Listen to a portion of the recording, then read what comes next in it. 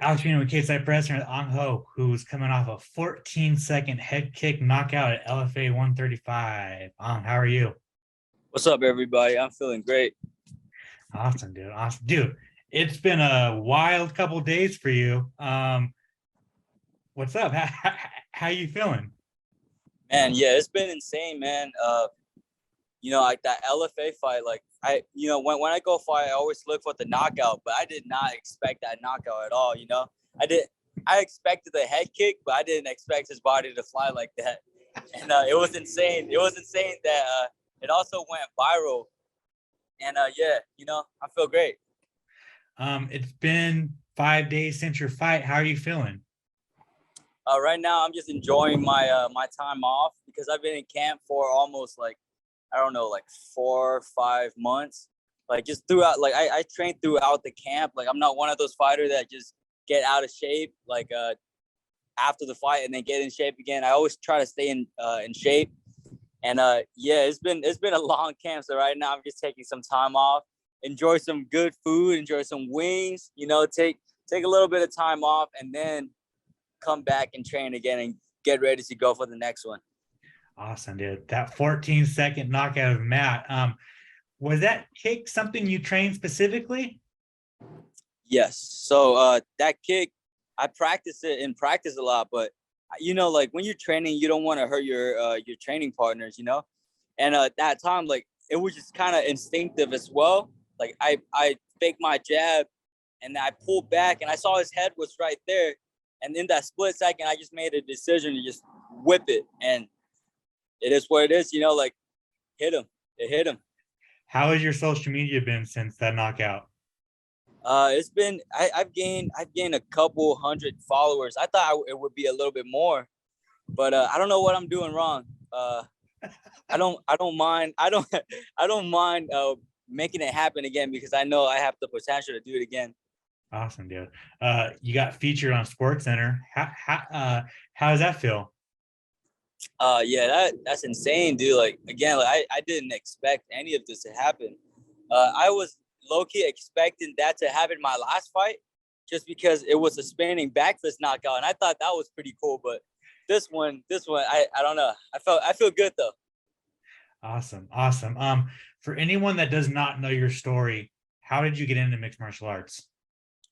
I was just a kid that like I didn't have many friends growing up. I could never fit into like a lot of friend group at school, and it was kind of hard for me to make friends just because I didn't know how to speak English. And I moved here from Vietnam at the age of 10, and that's why I couldn't fit in with people. But when I found martial art, man, like I knew it was just for me. Like it just the feeling, like the feeling it gave me, like something just told me like this is what I'm meant to do, and I took it, and I just keep walking on this path and never look back.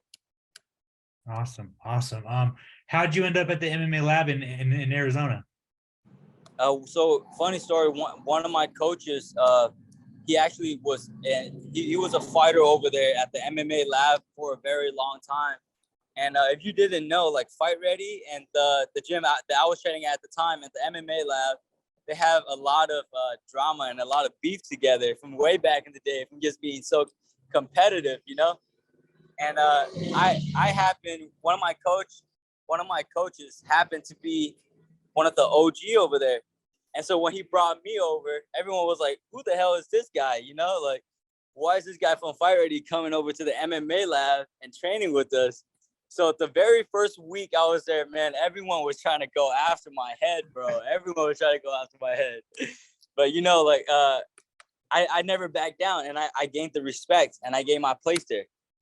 Awesome, dude. Awesome. I wanted to ask you, man, like, what would it mean to put Vietnam on the map as a Vietnamese fighter? Oh, man. Yeah, that would be huge. Like, I don't think there's ever been a UFC world champion from Vietnam, right? Yeah, correct. And I think Kung Lee was the closest one.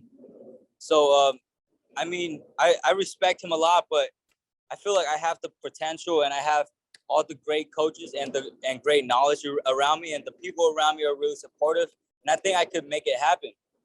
Absolutely, dude. I mean, with your fighting style and your terrific knockouts, fuck yeah, you do. Thank you, brother. Thank you, man. Of course, of course. So you went pro this year after a lengthy amateur career. How did you know it was time to go pro? It's just my coaches, John Crouch at the MMA Lab, and like I show up to training every single day, and I put in everything. You know, like this life of mine is like I put all of my eggs in one basket. It's either I was gonna make it or I was just gonna be nothing. You know, and that's why, man. Like I trained so hard, and he saw that, and like I was getting better and better and better, and he thought it was time for me to turn pro. So I just made that decision and just did it. Awesome.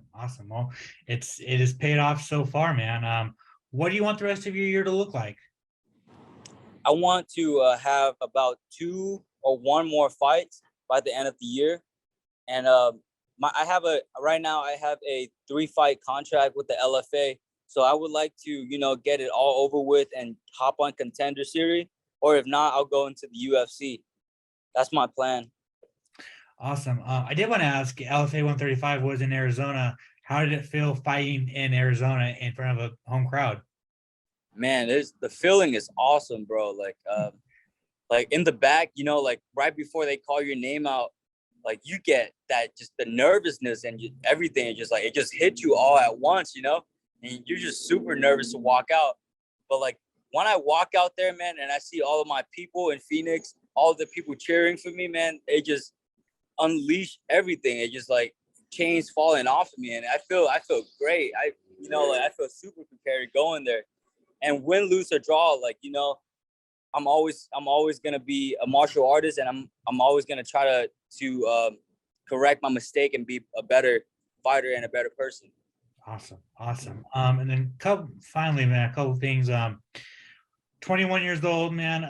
So you kind of already alluded to it, but like, is the UFC the end goal? Like, is that where you want to be? The end goal for me is to become a double champion in the UFC at flyweight and bantamweight. And right now I'm working on the first step is just getting into the UFC. And I don't want to just be another regular fighter, like one of those fighters they put on the shelf. I want to be exciting. I want to knock everyone out, like if you're going to fight against me, I'm going to knock you out, bro. Sorry. I mean, you do that and you will be a superstar. I wanted to ask you about, do you watch the sport? Do you watch MMA a lot? Of course. What do you think of the flyweight division right now, man? Like, what are your thoughts on the flyweight division in the UFC? I think that we need more exciting fighters, like fighters that are coming up, like myself and a couple more fighters here in Arizona. And I think that we need something more exciting, to bring more fan into the division. And right now the champions are they are pretty exciting, but they don't really knock each other out, and people want to see people get knocked out, and that's what I'm here for. What's a dream flyweight matchup that you want in the UFC? I want to potentially fight and beat everyone in that division. And I don't want to have an excuse of this guy saying, oh, he ducked him, like I don't want that. I want to fight everyone. I want to fight the best. But in a business standpoint, I want to get into the UFC. So I'm going to fight whoever is the best matchup for me. Awesome, dude. Well, I just want to say congratulations on your 14-second knockout match. Congrats on all of the eyeballs that you got on yourself. And thank you for your time. I really appreciate that. If you want to plug your social media, plug any sponsors you got, you want to thank anybody, the floor is yours. Thank you, brother. Thank you for having me on. My social handle should be at Antoine Ho _MMA. That's spelled ANTUANHO_MMA. And that's going to be on my Twitter and my Instagram account. And also, I would like to give one of my buddies' tattoo shop a shout out. It is called That One Tattoo Parlor, and it is in Phoenix. And if you guys are in Phoenix, come check it out. Thank you so much, brother.